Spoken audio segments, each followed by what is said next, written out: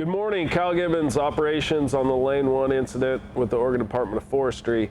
So 8:23, and we're currently still sitting at 25,000 acres or just over. And then as you can see, our surroundings are a little bit different today. So we're inside of a yurt, going over a map, and instead of out in the briefing area. And so we picked up some precipitation last night, so somewhere between a quarter and a half inch in most areas. So that's pretty good news for the fire. And then also on this incident, it'll just give us a more of an advantage as far as the mop up. So still looking pretty good around the perimeter, getting into where we feel contained in most areas of this fire. And then there's just a few areas that we're still working on where there's quite a few like heavy dead and down component along like roadways or that's been covered up. So that's kind of the last of the suppression efforts that'll continue for the next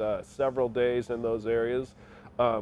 Quite a bit of work, and then also working on the suppression repair, and then some salvaging of logs that might have been cut down or were cut down during the suppression efforts that went on. So, and then the other thing we're preparing for is tonight at 5 o'clock, we're having an in-brief for new teams. So we have one group that's going to take over kind of the west side of the fire, and then another group that's going to take over the east side of the fire.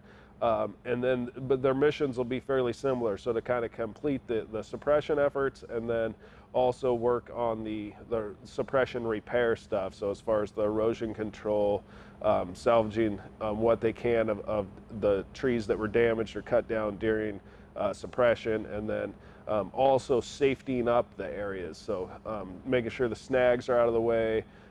If there's areas where rocks are going to roll down, or plugging roads, make sure that stuff's open. So kind of safetying up some of the roadways and areas that are going to be accessible by the public eventually. So that's kind of their mission for the foreseeable future is to work on that stuff, and then also make sure that the fire is going to stay put as it gets tested with weather later on this month. So that's all I have for this morning. Thank you.